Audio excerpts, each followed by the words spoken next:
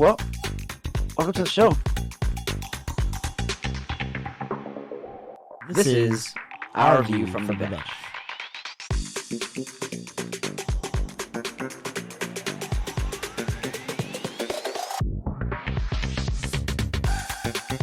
Well, welcome to the show. I'm Brendan, bun opener for the hot dog eating contest. And I'm Corey, towel waver for the Diamondbacks. And happy Wednesday, man. Happy Wednesday, my friend. Halfway through the week. Woo. Hump day. Hump day. Hey, what day is it? What day is it? Remember that commercial? I was going to say the camel, right? Going through the office. Yeah, the camel, bro. Wait, what day is it? Mike. Sorry, that's super random. But yeah, happy Wednesday, man. How was the rest of your week and beginning of this one so far? Not too bad. Survived working all the games and concerts back to back. Doja Cat on Monday was a long day, but survived it, and ready for the next crazy thing is Black Friday, getting ready for that. So, good times at work. But other than that, just been trying to sleep when I'm not there. Like, I feel like all I do is go to work, come home, and go to bed lately. But what about you? Sometimes that's the life. Well, like you said, that's kind of your life during hockey season, at least, because you already have the normal events, and then they're exaggerated, obviously, with Ducks games constantly scheduled and stuff. So, which, speaking of, I forgot to tell you before we got on here, but I might as well do it. I have tickets for Sunday's game if you want them. Sunday. I don't think I'm doing anything. Okay. Oh, maybe I could take my dad because I think we were gonna hang out. And it's I think it's the first Legacy night, so it's Paul Kariya bobblehead giveaway day.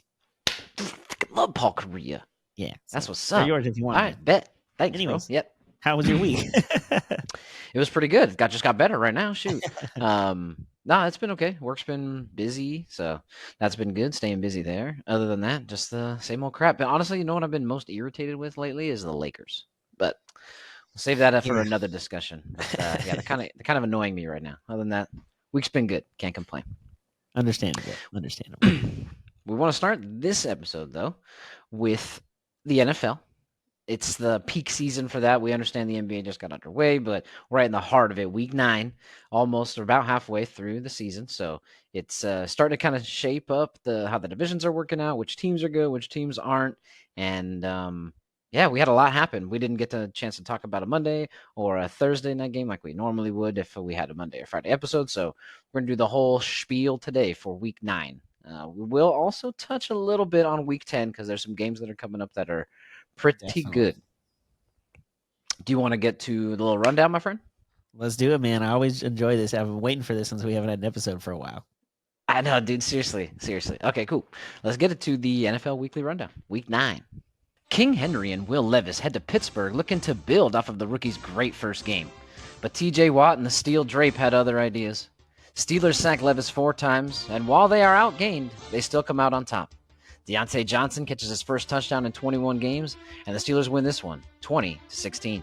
Hallo und willkommen in Deutschland. Chiefs take a AFC race all the way to Germany to battle for AFC supremacy, minus the Ravens. Dolphins stick to their usual ways and can't seem to beat top competition. After going up 21-0 after 2, the Chiefs simply held on with their defense for the win. All skill players threw up some average lines here as neither Tyreek nor Kelsey score. Dolphins have a problem beating winning teams. Are they canned tuna if they make it to the playoffs? Chiefs win in Germany, 21-14. Chiefs defense is playing some really good football. Josh motherfucking Dobbs. Vikings' new signal caller had about 12 minutes to prepare for the Falcons before being thrust onto the field in the hardest position in football. This game was tight all the way through, but Dobbs and Kevin O'Connell put on a masterclass in communication and grit. While Dobbs is relaying the play to his team, O'Connell is describing the routes to him. Dobbs already has many feeling better about missing Kirk. Can he keep this up? Vikings win on the road, 31-28. Well, the Cardinals are doing their best to not win games. Trading away their starting quarterback to the aforementioned team was one big sign.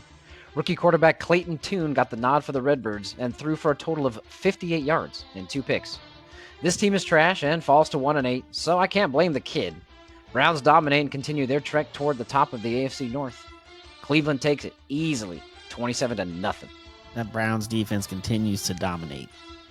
The LA Rams are literally unplayable without Stafford. The Packers are not a great team, but sure did look like it on Sunday. The now 3-6 Rams started Brett Rapin and were held to a total of 187 yards. They simply couldn't keep up. It was an ugly game all around, but a win is a win. Packers take it 23.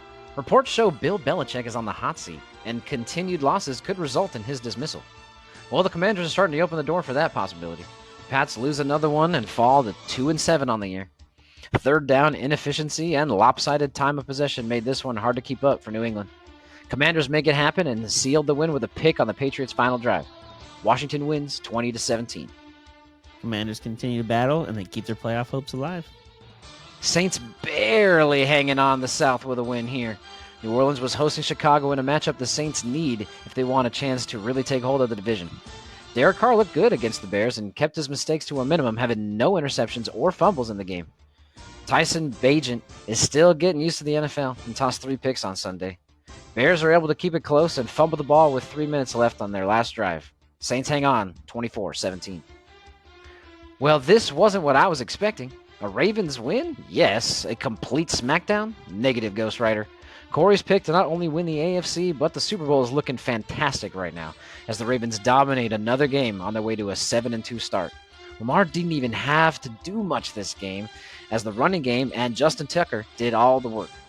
Seahawks will look to bounce back next week hosting Washington. Ravens win this bird fight 37-3. Seahawks still alive in the NFC West battle even after this loss.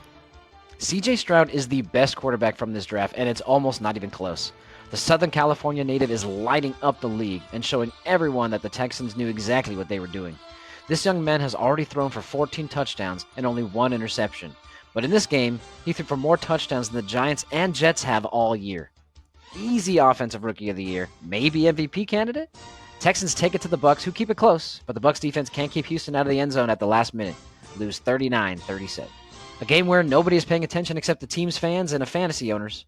Colts travel to Carolina to take on the Panthers and come away with the win. Bryce Young tosses 3 picks and is sacked 4 times, as this team just doesn't have anything figured out. Colts defense scores 2 touchdowns and put this game out of reach early in the fourth quarter. Panthers lose 13-27. Carolina's a long way from being competitive. The Raiders are moving on to a new chapter after letting both their head coach and GM go on the same day, and moving Jimmy G to the bench for rookie Aiden O'Connell. Antonio Pierce takes over as interim coach in what may not be interim. While their first opponent was the Giants, they still had a dominating win and a big momentum swing in the building. Maybe Vegas can make a late push for a wild card spot if things stay in order. Raiders demolish the Giants, 30-6. Fly, Eagles, fly. This stacked team is going to be hard to beat. Even when faced with formidable opponents, the Eagles seem to do whatever is needed to secure the win. Of course, wins over the Cowboys are that much sweeter for Philly, and they sure enjoyed this one. Cowboys kept it surprisingly close, and Dak had a full game without turnovers. Eagles do what needs to be done in the end, but I know Philly fans are crossing their fingers with Jalen Hurts' knee stinger. Eagles soar in Philly, 28-23.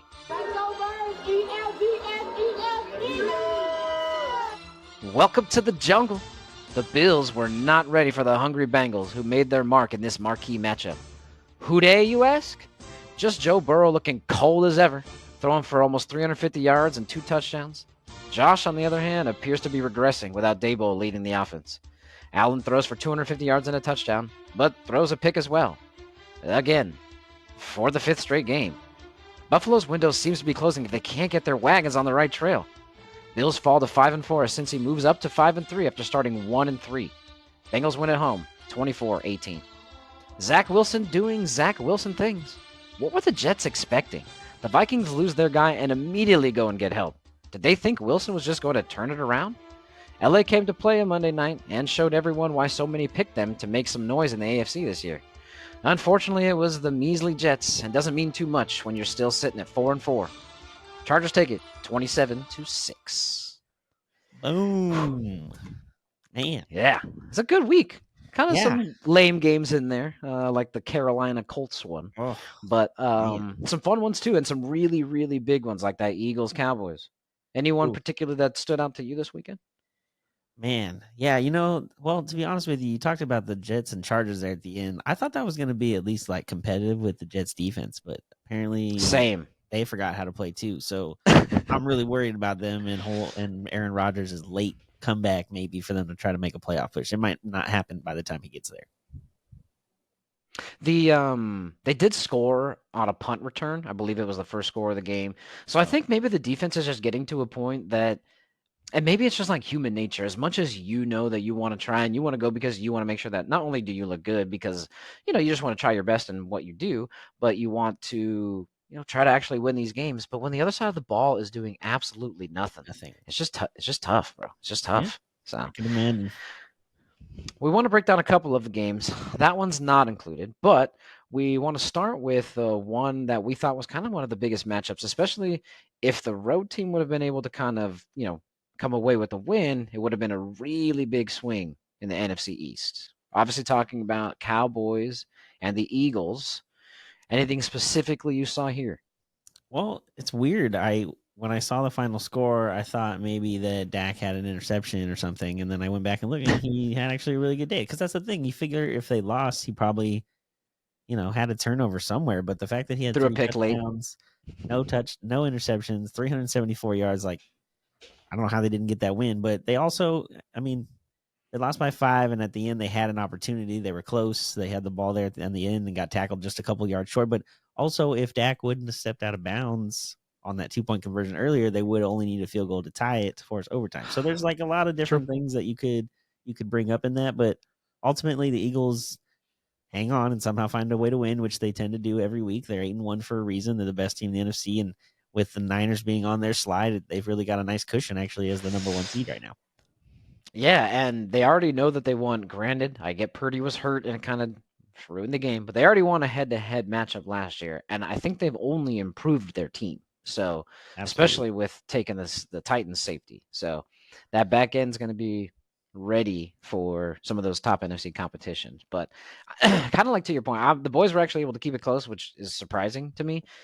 It ended how I thought with an Eagles win, obviously, but even the Eagles GM, Howie Roseman, was on the field, like kind of celebrating and sweating the last few plays right there. I can see And when they why. had yeah. And what you can see here on the screen for the YouTube audience, that is where CD Lamb caught the potential game winning touchdown. It's about the 3-yard line. The problem is there's about 5 Eagles in the picture alone, and that's not including up at top of the screen that I cut off. So he didn't quite make it, and that's how the Cowboys lost, was right at the last second. For those of you listening, go ahead and check out. You can see this play that I'm talking about and describing right on the screen. Search Our View from the Bench on YouTube. Check us out there. But yeah, I mean, it was close, dude. It was really close. So You know what I'm thinking they about hang. now? Don't the Cowboys seem to have a lot of games like that where it's like mismanagement of the clock or last second can't get up and get us by the hike in time. Like I don't know what it seems to be, and it hasn't always been McCarthy. It was what's his name forever as the coach that always had the issues with their. I don't know what it is about the Cowboys. Why can they never have the like small things buttoned up? I think I don't know if this is true, but I know a lot of people talk about it all the time, right? Maybe it's just so much freaking pressure from Jerry Jones that you just like overthink some of your decisions because he's like so involved and such a Very possible. prominent figure for the largest franchise the NFL has, basically. I mean, you can pick and choose here or there depending on who you ask, right? The Chiefs have obviously grown, but still America's team, right? Yeah, Um, it's just weird because you're right. Even how they lost a playoff game, right? Where Dak they just run out of time and yeah. he just Oh, finishes I in the didn't middle of the field. They don't say didn't hike hide. fast Oh, enough. And yeah. It's yeah, weird. It's very strange. it's a very good point. It's a very good point. I don't know, but the Eagles look good, dude. Eagles Yeah, look really good. they I picked continue to them dominate for on the defense. NFC. Yeah, I'm just saying. I'm yeah. just saying. Um, moving on though. Next game. This is the one that I was like super stoked to talk about. Maybe it's like a part of me. Again, it's not like he was here forever, but he helped beat the Cowboys this year, and he was leading the Cardinals. Yep. Josh Dobbs, dude, Yeah. doing freaking work for being literally just touching down in Minnesota right to the freaking field. Did you see some of the stuff that they were doing just to get The ready for this the game? video of them on the sideline, like doing the cadence with the offensive lineman, like during the game, they're just like Yeah, there on the side. Okay, what this we're doing, and then you find out, like you talked about, that he doesn't know the offense well enough to like remember everything, but he can like regurgitate the words out what you tell him in the headphones. So he's telling them what yeah, to do, and then the coach is telling him, okay, this is what's going to happen when you go to the line. Look for this, and that. Okay, go. And he's just playing, but also then realizing after that all happened, I forgot he was also the person who was like a NASA intern and is a yeah, super true. smart He's person. not dumb. So Yeah. yeah, he's easily able to like figure out and probably memorize playbooks and how routes are supposed to be played. But to come in there like that, and on a team that's like desperate and fighting to stay alive in a wild card chase or even really a division chase now. I mean, they're right behind Detroit if they have to face them soon and get that win. I don't know, man. Minnesota looks dangerous right now. I know it's only one game with Dobbs, but you figure Yeah. if he did that well in a half or two when he didn't have any real practice, he's only going to get Imagine a better week than of that. Yeah. practice. Yeah. Right. And without Justin Jefferson, like no Justin Jefferson yet. So Who's it's coming only going to back? get They there just you kind of go. announced that they're gonna kind of bring him back to practice and kind of see test There the you go. waters basically. So So maybe yeah, things get talk better. about a help on clearing up some field. That's a double team almost every time, and if it's not, it's a catch. Yeah, which So then you have Jordan Addison who's been playing really well this year. So you just want that for your fantasy, bro. I have Justin Jefferson. No, he's gonna throw it to Justin, not to Jordan. Jordan, hey, Addison's you a good. take all the coverage. I did pick Addison as offensive rookie of the year before the You did. season started too. So it's You not did. like just fantasy related, but that is a bonus for me. Yes. Yeah. Yeah, I think they were really good. He's just like it's already a legend in Minnesota. It's nuts. Yeah. Like props to the former Cardinals starter baby. Um, but the shit that they did on Sunday was incredible. Like you kind of touched on. He would literally say whatever the play name was, who would regurgitate it. As he's walking to the line, he's mapping out the routes for each receiver. That way he knows, okay, this guy's running this guy's running this guy's running this. You can motion here, pick him here. He's doing all of that. By the way, right? Play clock is 40 seconds long, which starts as soon as the ref like touches the ball. They have to get up off the field. They have to go to the huddle. All of that's happening, and the mic cuts off 15 seconds before. When 15 seconds left on Exactly. the play clock, that's all he hears. So all of this is happening in about 30 seconds or less, probably Yeah. about 20 to 25. It's just fucking insane, dude. It's Yeah. insane. So See, I don't that's know. what I I'm give saying. Kevin and him props, dude. It was a masterclass in communication, dude, and it's really good, really good. Shows So it shows cool to that's see. all it is it's all about that really in football, especially for the quarterback. Like you have to know every single detail of everything in order to know where everyone else is supposed to be. Like if it's your job to know where everyone is supposed to be at all times. And the fact that he's been there a couple days and was able to do that, it just blows my mind. But the fact that he's like I said, I forgot he was an astronaut basically, or like training to be one or interning there. Pretty smart guy. So figures things out on the run pretty or on the fly pretty easily. I like Kevin O'Connell too, man. The more and more I watch this team, especially because I was watching, obviously, the quarterback with Kirk Cousins, just kind of seeing the behind the scenes with him and Kirk and the way they interact. And I don't know, I kind of like this guy. He seems cool. He seems cool. I don't know how great of a head coach he is. I think he's a good head coach. We'll kind of see how consistent he is. Obviously, last year they had a great season, a little struggling right now. But what kind of win is this? A Yeah. one-score win. Oh, you're Another one of the W right. column for I him. didn't even Another think one of the about W that. column.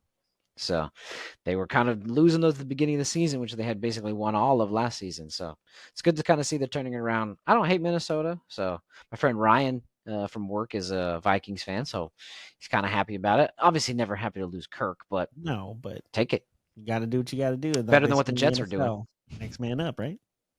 That's right. Well, we're moving to next team up, next game up, and it's Oh, definitely the yeah. one that we previewed the very last one. It was Sunday Night Football, not Monday Night Football. That's But a the good Bills one. are starting to slide, bro. They're starting to Yeah. slide. Bengals are back, and they're looking good. Yeah, they are. The Bengals have figured it out. That they started, I think, what'd you say, 1-3, right? They were One terrible and out the three. gate, and everyone was questioning if they were going to have a chance. Here they are, right back in it. Now they got an opportunity to really like even get in the division chase. Like they're that good, and it's early enough that they're only 2 games back. I know they lost to Baltimore already, I believe. So two and a Yeah, half, I guess, if you want to count that. But still, it's early enough. They have an opportunity. They've started to figure some things out. Now the end of their season there is going to be interesting to watch. I'm really excited now that if the Browns and the Ravens are all battling at the top of the AFC. I mean, even the Steelers, man, that's just the AFC North yeah, that's dangerous. That's scary. That's crazy. scary. Yeah, I don't know how long. Like even LeBron made a reference to it, right? Steelers are getting outgained, and I referenced it again in the rundown. Outgained in a lot of their games, if not all of their games, but still somehow coming up with a when does that break, right? The Yeah, that's defense is true. just constantly bending, but never breaking, and sometimes even pushing back, right? I understand they're really talented, but can they keep this up for 17 games? Maybe, maybe. Oh, You like my new and then nickname for them some because I if don't they want to make take the the steel playoffs. curtain. Yeah, true. Playoffs too. You see that the steel drape? Yeah. Because I don't know Which how much of a curtain is like a very but yeah, drapes are kind of like flowy, but still they block they're stuff. working there. So They're working their way there. yeah, trying to give them like a little mini one. But It's a crazy stat. You actually shared it with me. I want to bring it up here. When you sent me this, and this is what I'm talking about. Since 2018, Josh Allen has thrown 69 interceptions. Since 2019, he's thrown 57. 2020, 48. 2021, 38. 2022, 23. So, mind you, since last year, he's thrown 23 interceptions, which is 9 already this season. Oh, Oh, by the man. way, 5 straight games as well. Kind of sounds like Jay Cutler, no? You say it, dude, it's so weird. When you first brought that up, I think like week 1 or 2, you brought it up really early, and then we forgot to Yeah. talk about it in the show. I did. And then you're like, oh man, when the next time like Josh Allen does something like that, let remind me. And he did it like 4 or 5 weeks later, and we brought it up, and now it Yep. keeps coming up more and more. Like he's so up and down, man. I don't know what Buffalo's gonna do. And if him and Stephon Diggs don't fight on the sideline, then it's not. I don't know. I don't know what's gonna happen there, Yeah. man. I just don't know. It's and like I said, your comparison and the back at the end of their schedule is not going to be any easier. Like they have to go to Yeah, Philly, you to looking. Kansas Yeah, City. okay, yeah. Cowboys come there, and then they end against the Patriots, and then at Who Dolphins. beat them? Who beat And them? them and the Oh, they Dolphins beat could be them. battling for the title of the division at that point too. Like who knows? It's And if it's their gonna be rough. record is at 500 or less, the Dolphins have a chance to win that game. Yeah, yeah, that's true. That's a good. Because Yeah, that's that's the a only very people good that they point. can beat. Ooh, Yeah. but if they come in at 8-8, then Yeah, it might be what, that'd be a the good one. Dolphins That'd be might a be good one. screwed. I don't know. Well, we're gonna look ahead as well. We're gonna keep it in the AFC North, but we want to preview a Oh, couple this is gonna be a good of game. the Week 10 games. We got 3 that we want to talk about. We've picked some winners, but a lot of these are looking really good. The first one that we want to talk about, like I said, keeping it AFC North, is going to be Browns visiting Baltimore. Oh, Okay, so 7-2 hosting 5-3. This game is going to be huge for the AFC North picture because a win for the Ravens like really separates them, right? yep. That makes especially depending on what happens, right, with Pittsburgh and who is going against Green Bay and how Cincy handles the Texans, which is a game we'll talk about in a second. Oh yeah. This could really put some separation between the Ravens and the rest of the division. I do think the Ravens win the game, but I think it stays close because obviously most division matchups do, especially those in the AFC North, especially with the Browns and the way that defense looks this year. How do you Yeah. break this one down?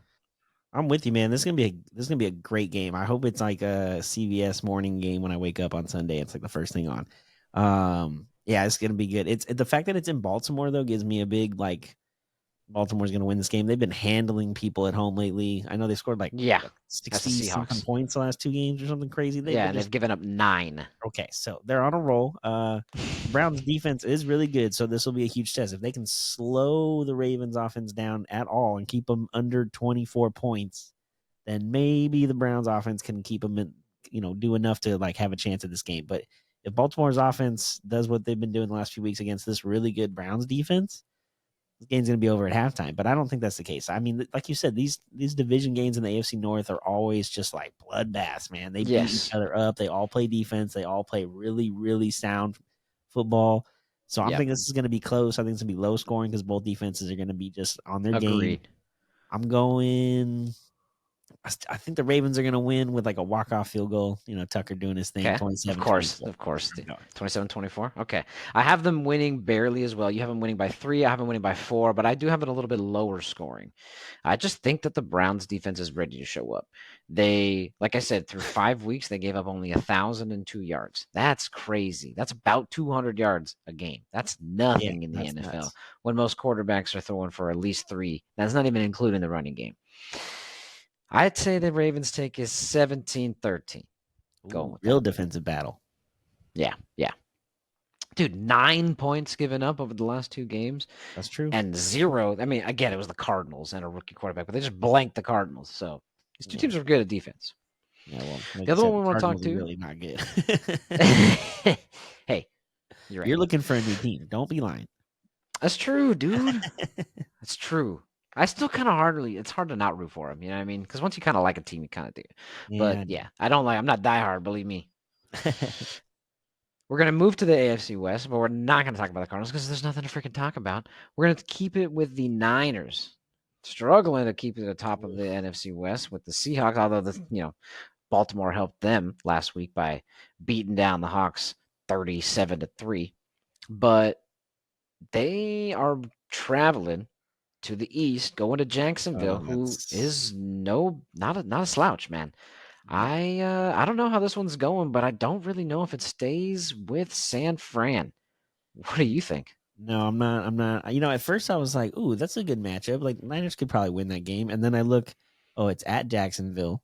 It's a 10 a.m. Pacific time game, which Oh means San yeah, Francisco is not going to be at their prime like spot when they want to no, play a game. Like the East Coast time slot like that for West Coast teams is just historically not good. And they are coming off their bye, so that's like a bonus for them. At least they do have that coming on their side. They have had extra time to prepare. Extra time to like get hopefully healthy. I don't know if Debo's going to come back yet. I'm assuming. yes. I'm hoping Trent Williams is going to come back too. Like that's a huge part of Mm, it. So I don't know. There's a lot going on. So I think the bye helps them and they keep it close, but I think the Jags at home, like I said, that West Coast team on an East Coast morning game is never good. And I think the Niners don't have enough. I think the Jags win 24-20. okay, all right. Um, when do the Niners get back on track? Is my question. I don't know if it's this week. Debo, to answer your question, will be back. Trent, to answer your question, still up in the air, has not Oh, practiced yet. And that one, in my opinion, is a little bit more important than Debo. No offense to Debo, that's absolutely. not a knock. It's just the best left guard in all of football. And obviously, the offensive line is very important. You win in the trenches. Um, how much of a difference does Chase Young make to an already stacked defense? I mean, is it marginal because they're already so good? There's just a lot of question marks. I get they're Yeah. coming off a bye week, and I get that Nick Bosa met up with his homie, and they talked about the game plan. They did all this kind of stuff, but they're coming off a bye week after losing 3 straight. Yeah. So They better you come know out ready. what's back in the maybe, but what's in the back of their mind? Maybe if they are missing Trent, they're like, damn, we're not really whole. I don't really know what's kind of going on. We got Debo back, but he hasn't played in a couple weeks. I don't know. True. Maybe they try to mix Chase Young in too much, throws off defensive timing. I don't know. He's a great player. I'm not saying he Oh, would yeah. throw anything Well, off. the I'm just fact saying that like him and Bosa played together at Ohio State too and already know each helps. other, that helps a lot. So it'll make it a lot easier to go from there. But, they'll be fine. I think it's just because again, it's the West Coast team on the East Coast. That's really the only reason I'm going against them this week. Otherwise, if it was in San Francisco and they were coming off the bye It'd and be more of a Jacksonville was toss up coming for there, sure. I'd be for sure picking the Niners in this game, but not the case in this one. Yeah, I think I'm gonna run with the home team as well. So we're both picking the Jags. I'm going 27-24 because they're good. Niners are good. They're gonna keep it close, but Jags take it at the end. Dude, the other game I'm excited about though is this Mm-hmm. Texans Bengals game. And who would have thought before the season we'd be saying any game with the Right, Texans involved? We're like excited to see what's gonna happen this week. But man, dude. CJ Stroud has been playing some really good football, like you mentioned. Not only offensive rookie of the year, but if he continues this, he might have to be in the MVP candidate discussion. Like Texans are 4-4. They're clearly alive in an AFC wildcard spot. If the Jags win again against like we talked about, then maybe they can even sneak into that AFC South race if Jacksonville loses a couple games. I mean, they're right there. They're playing really Yeah. well. They're confident. I don't know. It's just crazy. CJ Stroud, I didn't expect him to be this good this fast. I figured, Texans are coming off of like just a terrible couple years and a brand new coach, but they're rejuvenated and looking good down there, man. I'm excited to actually see him versus Burrow. This could be, and they're both really young. This could be a battle for for the next decade in the AFC. Oddly, like you said, I wouldn't think that this would be an intriguing matchup, but it has for sure turned out to be. The Bengals still have ground to make up after their bad start, but the Texans are obviously, as we've seen, not pushovers. No, Stroud seems to be the top prospect from this draft class, obviously, right? Kind of. I mean, I understand Carolina's got a rough team, but the Texans had the fourth pick for a reason. They weren't good either, so let's not pretend like they've got some sort of elite team that they just kind of like a Niners team that just throwing in CJ Stroud. I'm like, oh wow, look how good they are. No, CJ Stroud is doing his part. So, yeah, oh yeah, um, so it seems to be a little bit better right now than Bryce Young. Still rooting for both of them. Now I've got nothing against Bryce Young, but of course. kind of rooting for CJ Stroud. Like I said, he's a hometown kid. He's from SoCal, so kind of cool to see him do well. He went for 5 touchdowns last week, as I mentioned in the rundown. That's more than the Giants have thrown all year, Oh and my the Jets have gosh, thrown all year. Not combined, but because they've each thrown 5. No, sorry, tied then. They've each thrown 5 the whole season. He threw 5 last week. Oh, the Jets and Giants are so sad. They share the same stadium. Maybe that's the curse. Right? The other thing, though, is another prospect in the AFC as well, who has a year up on him. He had already passed him in touchdowns as well. CJ Stroud has thrown for 14 touchdowns and 1 reception in only 9 weeks this season. Kenny Pickett, in the past 2 seasons, has thrown for 13 touchdowns and 14 interceptions in 21 total games. Wow. Yeah, rough. Yeah. I know that the Steelers are winning still, but again, they're getting outgained almost weekly. When does that Steelers defense break instead of just bend? Dude, Texans look good. all that tells me though is the Steeler defense and Tomlin is a good coach. That's all I know. Because if Pickett has that many in 2 seasons almost, as Stroud does in a season and a half compared to half a season, the Steelers are struggling to win games, and they're all going to be low scoring if that's the case. And it's not like they don't have talent, especially at skill positions. And I know that they tried to build their line. I don't know how well it is, but they got Deontay Johnson. He's very talented. They got George Pickens. They got Najee Harris. They have that new, I can't remember his freaking name. The new young back who is also counter to Najee. Dang it. Oh well. So they have good skill positions. So he should have the ability to make these completions, and it's just not happening. At least nowhere near what CJ Stroud's doing. I still think the Texans lose because I think the Bengals are a little bit better a team as a whole. And as of right this minute, only because of experience, Burrow is a better quarterback than CJ Stroud as well. I'm not saying he will be forever. Who knows what CJ Stroud can turn into? But currently, I would still take Burrow over Stroud. And for that reason, I'm going Bengals like 30-21. Okay, it's so funny. I was sitting here thinking, like, dang, who did I say or who did I pick was going to win this game? Because all we've done is talk about CJ Stroud and the Texans. I'm like, Yeah. pick the Texans to beat the Bengals in Cincinnati, and then I'm like, no, I definitely didn't. I definitely picked the Bengals. We just spent so much time on the Texans. I don't think in my life I've ever talked He's about so the good, Texans for though. more than 2. Yeah. No, I'm not mad that we did it. I'm just so like, I don't think I've ever talked about the Shocked. Texans for more than 5 seconds, other than the Titans are playing the Texans this weekend. Like that's usually Yeah, the I was gonna most say. I Besides how much you talk hate about them. them. So it's just wow, we talked about them a lot, and I'm still picking against them. Yeah, I'm going Bengals 28-16. Okay. Oh, we actually have a pretty close one. Nice. We're going to keep it in football, but we're going to move to teams that we manage. We haven't talked about fantasy football in a minute, so we kind of want to give a little bit of an update.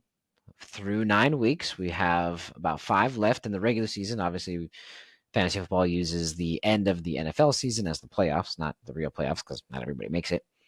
And we're doing okay. One of us is doing a little bit better than the other. Corey, where we stand? Okay, so if you look at the standings, I am in first place at 7-2, and also have scored the most points over 1,100. Nobody else.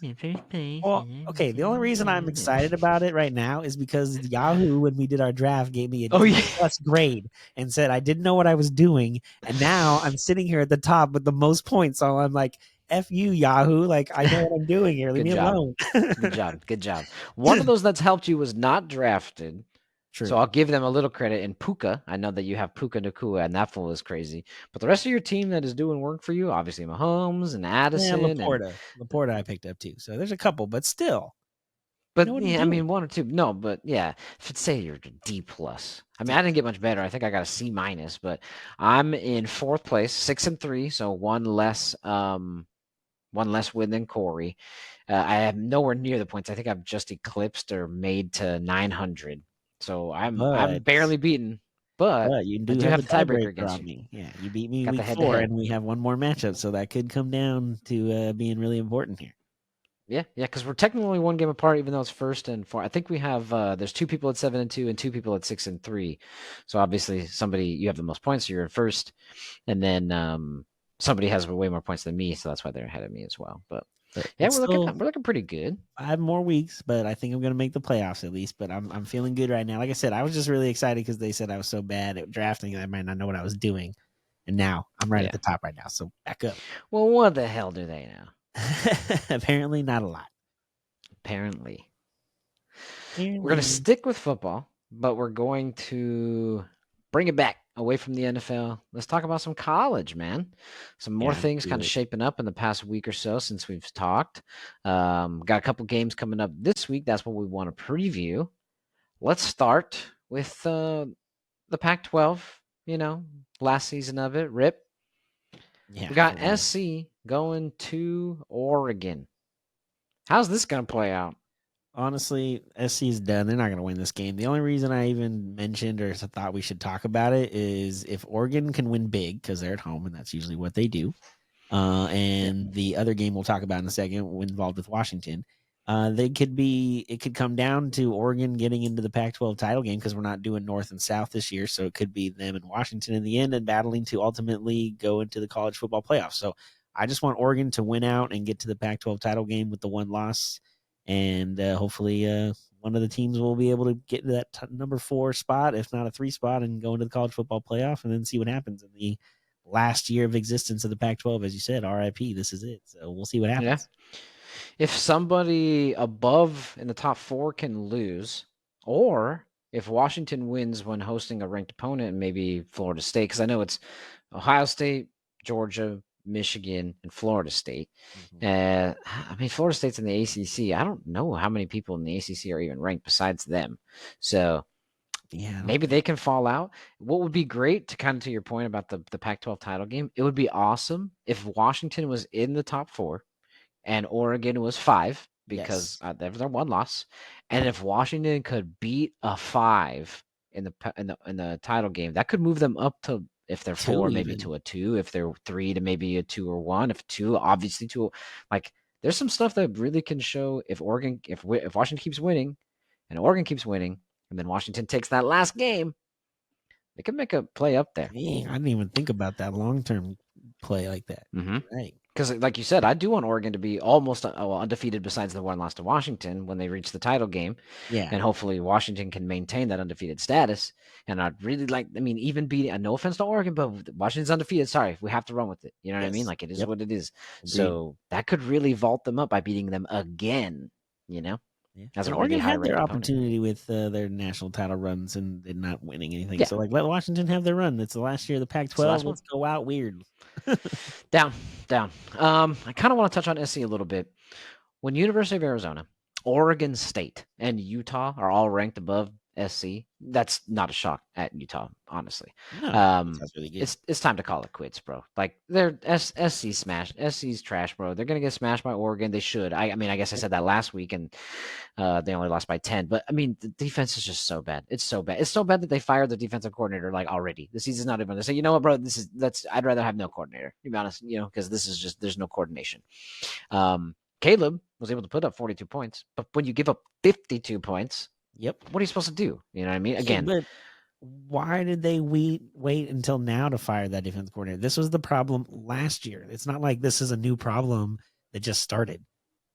You know what I I mean? Like think this has been maybe the issue for 2 years basically now, and now that it's too late, you decide to fire. Why not just let them finish it out now? Who cares? You're not playing for the Pac-12 title game. You're not playing for anything. What bowl game are you going to go to? And then Caleb's not going to play in it anyway. So what are we doing? Who cares? I think once they lost, and when they barely beat Colorado and started Yeah. falling down the I think that's when they were like, this is I think that's when he saw that this isn't the season. And maybe he wanted to be sure of his decision if he's staying there long term on whether or not this guy can turn the team around. I mean, I'm grasping at straws, bro, because I'm with you. If he's trash, let's move on. But it took him all year, and See, we'll but see how it goes. I see them losing this weekend by oh, a they're lot. they're definitely losing this weekend. But the fact that you talked about how like, well, maybe that just wasn't good for a year and a half. No, this guy came from Oklahoma with him, and Oklahoma defense was not good every year because they were Oh, so then scoring. that's why, bro. It's his friend. Exactly. That's what I'm saying. So like you shouldn't even have brought him here with you from Oklahoma in the first It's place. his He was not good friend. there. I know it's his buddy. I get it. But like, bro, at the end of the day, you're getting paid $10 million a year from USC to win football games. Oof. And your offense is awesome, but your defense sucks. And you can't just leave it up to losing games 52-42. Like you can't give up 100 points in 2 weeks. That just doesn't make any sense. How are you going to win a It's national really title bad. game, let alone you have an opportunity to play in one? It's really bad for sure. But whatever. More Moving on Pac-12 then. though. Yep, more Pac-12. This is all Pac-12 again. We got Utah, those Utes that I was just talking about, Mhm. going over to Washington. Number 18 visiting number 5. What do you see here, my friend? This is a big game for Washington, just like we talked about with the Oregon thing when we were doing that game. If they can win against a ranked opponent, especially Utah's 18, they're no joke. They're a really good program, man. You know, they don't win a lot of necessarily like going into big bowl games, but they do compete. They have guys that go there for, they don't transfer portal a lot of people. They tend to have their guys for their whole run. They build football players. They're just a good program, and having to go to Salt Lake City would make this a different matchup. But the fact that it's in Seattle, I think Washington's going to be really good and ready to go. They know that the end of the road there of getting an opportunity to play in that Pac-12 title game and hopefully a college football playoff is right there, and they're not going to let it slip through their hands right now. I don't think they're going to let Utah come in and make them have any mishaps. Like they are going to be focused, ready to go. I don't know if it's necessarily a huge win because Utah again is no joke, and they're ranked 18th for a Yeah, reason. And the Pac-12 has 100%. been really good all year. We've had multiple teams. At one point, I think we talked about 7 or 6 teams ranked in the top I think it was up to 25. 8 or So 9, bro. No okay, joke. even higher. So yeah, so I expect it to be a good game, but I think Washington's going to win by at least like maybe 14, 17 points, something like that. I like that. Let's go UW. Again, like we said, when we were kind of talking about Oregon, we referred to it now. We are rooting for Washington to take this. Hoping Washington stays undefeated, makes a college football playoff. But like you said, Utah's no slouch, man. They've been consistently ranked since joining the Pac-12. It was a little bit rough in the first 6 seasons. The first 6 seasons of their membership in the Pac-12, the Utes were 25 and 29. But since then, Utah is now 39 and 17 Wow. with 5 winning records in conference play, and the Utes are 30 and 8 in conference games since 2019. Told you it's a good So program. they turned it around, especially once they got to the Pac-12. I think that's what kind of helped sell the program a little bit more, right? Obviously, Yeah. getting into a bigger conference attracts bigger players, right? That's what Texas is trying to do by moving to the SEC, and obviously what some of the Pac-12 schools are trying to do by moving to the Big Ten. And that's what Utah did by moving, and now they're still going, right? I think they're I going to was the Big like, 12. I So was just going to say, where are they going? I knew they were going somewhere. Big 12. yeah, I Okay. think they're going to the Big 12. So that's what they're going to keep moving on. They're probably going to keep getting a little bit better in recruiting and Yep. all that kind of stuff. Absolutely. So excited. I'm still going to be rooting on most of those Pac-12 schools once the Pac-12 is dismembered. But yeah, Dismembered is so weird to think about it. It's not going to exist anymore. It's yeah, just so yeah, weird. it's super weird. One of the last games that we want to talk about, because we want to go in depth about one of them, a little bit more of a story to it as well, is Ole Miss at Georgia. Uh, Number 9 visiting to Georgia. Georgia's getting kind of lucky, man. They've been having all their tough matchups at home. Yeah. And I got another Absolutely. one here. Ole Miss is visiting instead of them going to Mississippi. I think dogs eat this weekend. Ole Miss isn't bad by any means, but they did lose to Bama, and I think Georgia just doesn't seem to lose. I think they're better Yeah. than Alabama is. So Georgia again, another tough is matchup at home helps, but I think Georgia takes it. How do yeah. you see this one? Georgia, I'm with you. Georgia is going to be a winner, no problem. It's not going to be. It shouldn't even be close by the end of the game. They should win by at least 20, I would think. It's just the only thing that's helping Georgia here, guys, since they're still ranked number 2 behind Ohio State. Before last week, they hadn't played anybody ranked in the top 25. Well, then they beat number 12 Missouri last week at home. Now they're going to beat number 9 at home, Ole Miss. So it's going to help and maybe even put them above Maybe come Ohio out one? State in the long run at that number 1 seed going into that college football playoffs. But I mean, especially if they end up having to play like Alabama or somebody in that SEC title game. Yeah.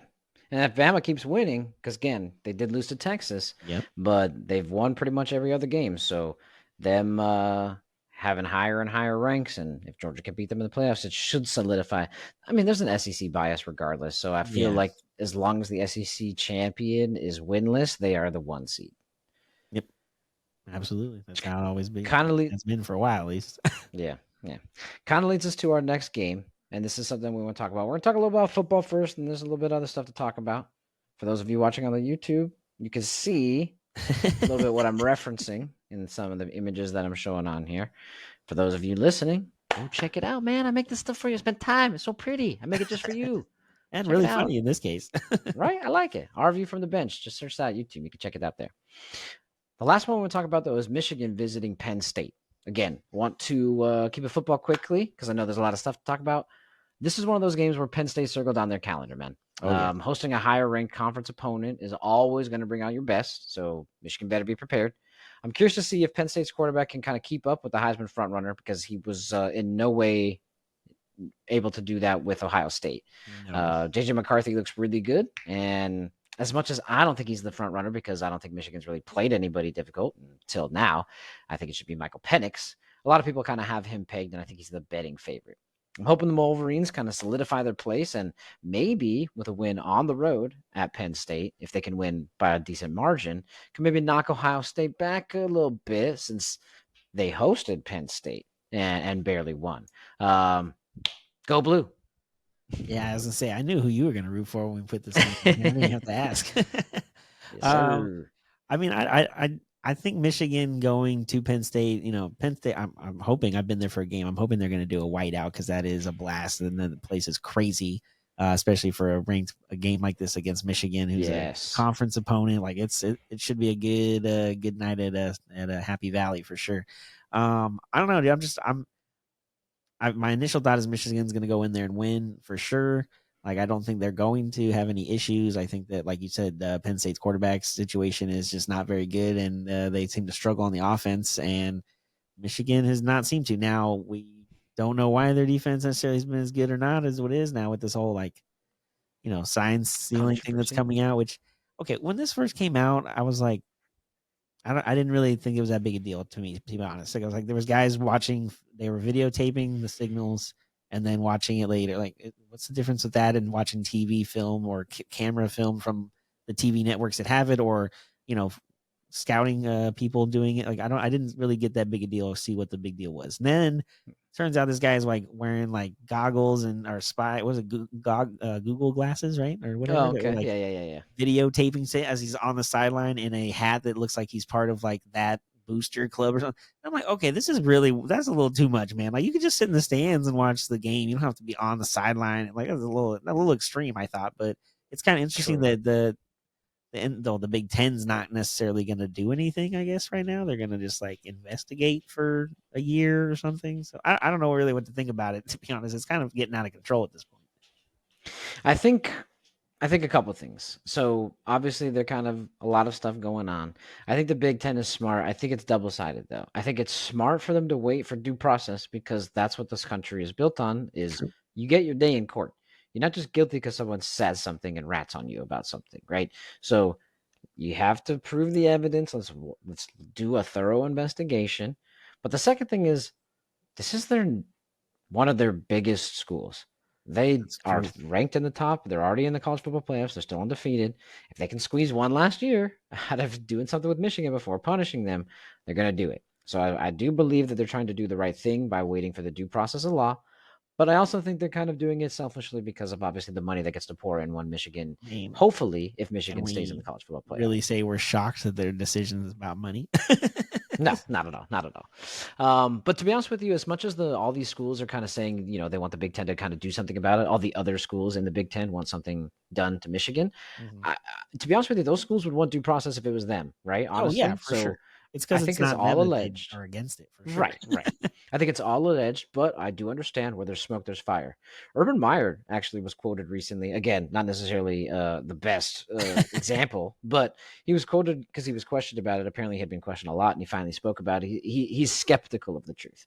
He knows that reporters kind of bend a lot of things, and granted, he may be trying to defend himself, but I do That's a good believe that the point. news is really on fire these days. Who knows what to believe anymore, right? Um, Michigan, though, has sent documents. I was reading into this a little bit more, and this happened recently. Has sent documents to the Big Ten that the school believes that three conference teams actually engaged in communications together to conspire against the Wolverines, Oh shit! while See, stealing signals in 2022. This is per ESPN, what sources told ESPN. The three teams involved were Rutgers, Ohio State, and Purdue. Purdue, which faced Michigan in the 2022 Big Ten championship game, received offensive signals from Ohio State and defensive signals from Rutgers, according to the sources. huh? So, apparently there's all sorts of people, and they're teaming up to beat Michigan. I don't know. I don't know what to believe, but I know everyone always hates that the team or the person on top. I'm not saying that Michigan doesn't have competition in the Big Ten, obviously with Ohio State, but they are a storied program and the winningest the winningest program in college football history, and for decades. So people are always going to look for ways to kind of bring them down. If it's true, then it's kind of lame. But according to reports from Dan Wetzel of Yahoo Sports, Purdue, who's in the same conference, is guilty of even more, but nobody cares. This is how he describes the situation. In Michigan's case, advanced scouts were just iPhone toting buddies, right? Stallions, the person who the gentleman who was doing the thing. They were just kind of using iPhones to do something. Yeah. In Purdue's case, the advanced scouts were professional coaching staffs of two other Big Ten teams that had just played the Wolverines, right? Ohio State and Rutgers, and thus could battle test the Steins they stole as accurate. Which would you rather have, Corey? Raw cell phone footage that still needs to be broken down by highly experienced coaches, or just the actual highly experienced coaches just handing over their work for you, right? Damn. But nobody wants to talk about Purdue, right? Again, I don't know all the facts. These are just things that I'm reading online. Once everything comes out, then we'll kind of see and then let the cards fall where they may. Until then, I'm going to wait for due process and I'm going to keep rooting on Michigan. Again, everyone's always trying to get a leg up, but it seems like the rest of the conference is doing the same thing to Michigan and nobody seems to care. You know what? This kind of makes me think of before NIL deals, like the money that was under the table of recruiting. It's basically the same thing. Like everyone's doing it in some form or fashion. Exactly. It's just the fact that Michigan got caught one, and it seems like that Purdue thing is crazy. I didn't even see that's what I'm talking about. The more and more the story comes day by day, there's more of these crazy things that come out that I don't even realize are happening. Yeah. But like the Michigan part of it, like the fact that the guy's on the sideline in a hat of like the school that he's supposed to be there as a booster, but he's recording. I'm just like, dang, that's super crazy to go that far. But yeah, like you said, who isn't doing probably other things or worse things, but just not getting caught? Just like before, everyone was paying under the table or giving these kids money and whatever, houses in Reggie Bush's case for his parents. Like now it's just all out in the open, and now this is the same thing with cheating. Like again, like you said, everyone's always trying to get an upper leg somehow, some way in sports. Like that's just, if you're not, what is the saying? If you're not cheating, you're not trying. Yeah, there you go. That's what it is. That's kind of the case here for college football in a sense, if you think about it. A little bit. So again, rooting for Michigan. We'll see what happens. I hope it's not true, or at least I hope it's not as extreme as it's been presented. I'm assuming there's some sort of evidence and some sort of substance to the idea that there is sign stealing. I'm just curious at which the level and the intensity, like what you were talking about. Is it really this like entire scheme, or did the guy just do what everybody else is doing? Yeah, exactly. Curious to see how it turns out. Shifted it up. Woo, We're let's gonna get move to the hoops. to the hardwood. It's Let's been a get to the minute hoops. since the NBA season has started. Again, the Lakers are not looking great. We're a little bit less than 10 games in, and we're 0-5 on the road. But we're not going to talk about them because I don't feel like being sad right now. We're going to cover some early season notes of things that have kind of been going on. You found some pretty interesting statistics. You want to kind of kick us off? Yeah, I just thought there was, it's, like you said, it's only been a couple weeks here, and there's not really anything to look in the standings yet or MVP races or anything crazy like that. But there's always some little things that are, or like tidbits that come out like, ooh, this guy's on pace for this, or, this guy's starting off really hot. And I thought the first one that caught my eye that I was kind of really shocked because after his stint here in the Lakers and getting traded last year, I thought it was pretty much over for him. Pat Bev, he's leading the NBA in defensive rating, and the Sixers are. When I wrote this, it was 5-1, but they won tonight against Boston, so they're now 6-1 and looking really good. I don't know. I guess I didn't expect the Sixers to be this good early because with the Harden drama and everything, but they started out really good even with it. And now that it's over, they're probably gonna find their stride. They have Nick Nurse as a coach who's really good and has won a title. So I guess I'm also interested to see what Daryl Morey will do between now and the trade deadline, because now he's got that extra capital that he gained in the Harden trade. Maybe get a little, you could trade one of those guys you got in the deal for another piece and add draft picks and stuff. And, ultimately you're trying to keep Embiid happy. And then I'm going to assume extend Tyrese Maxey in the off seasons and keep him around for a while too. So try to get like that third, not star, but, other piece that's really, that could really put them over the top. Because Tobias Harris is really good, but just always want to have that extra depth there when you get to the playoffs, especially I feel like in the Eastern Conference this year, it's going to be a bloodbath. He's an underrated player, but he's also an overpaid player. I think his salary doesn't match his skill set. I think he's good. And he had that quote last year. Yeah, a lot of people will cut me, but how many forwards in the league could do what I could do? And to be honest with you, as much as it sounded like a brag, it was kind of a humble brag because he's not wrong. He shoots the three pretty well. He can drive if he needs to. He's a catch and shoot guy. He's not great on defense, but he's long and still somewhat quick because he's not too old quite yet. But yeah, man, this is pretty cool to see. It's weird to read, right? Pat Bev is leading the NBA in defensive Right. rating. Right? Wait, what?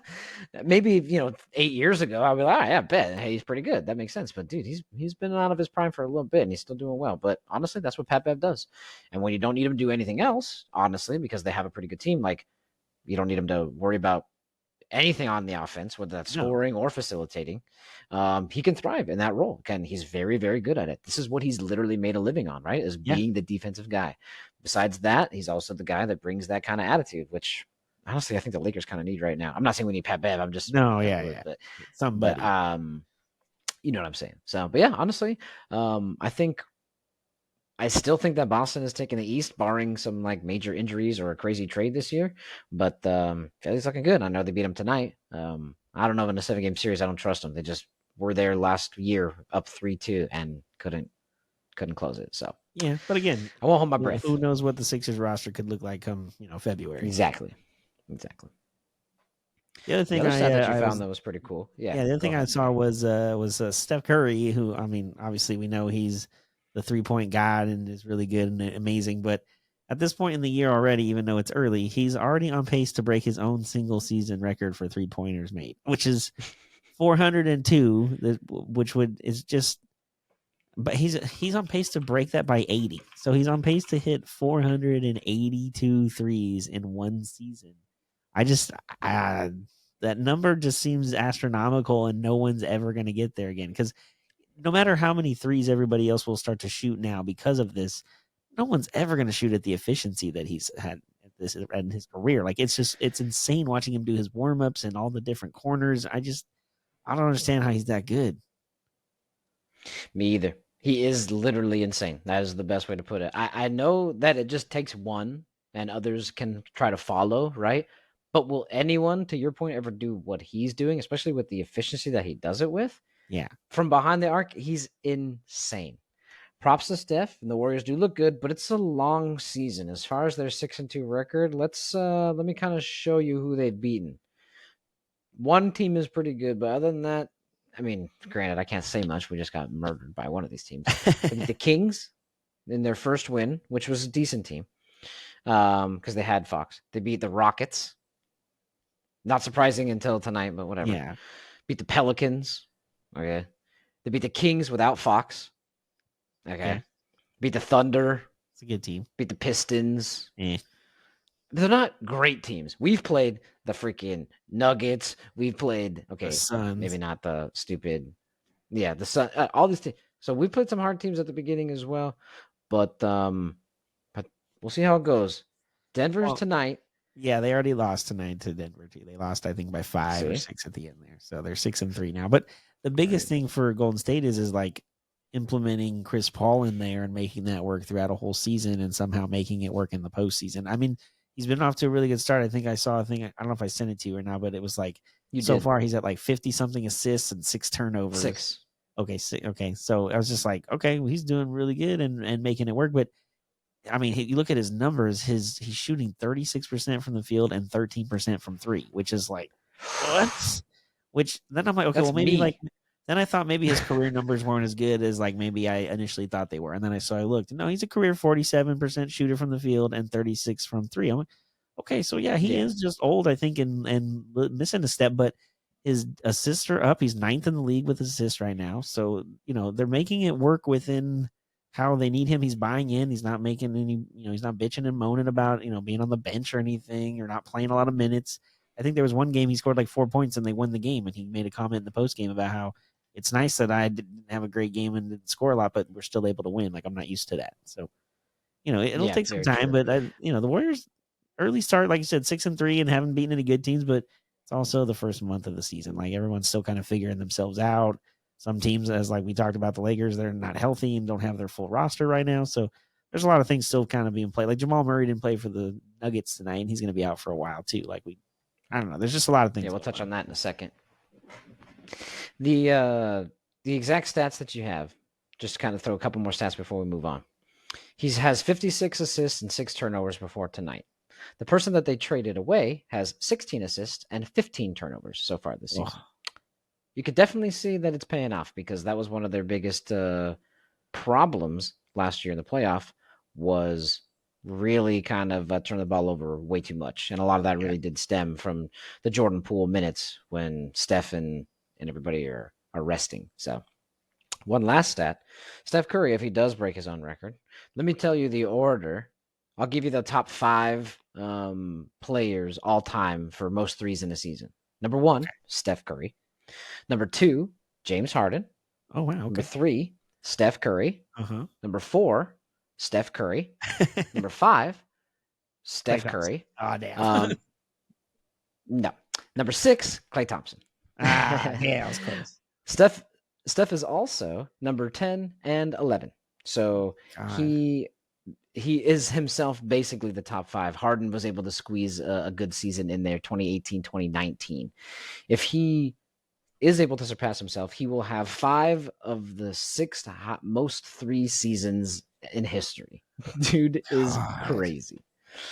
Dude, I don't understand.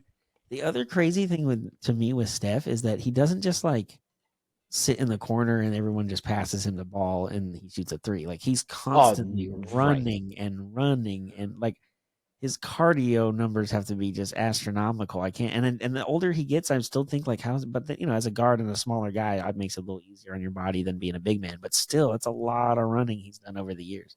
Yeah, a lot of training. That's good for him.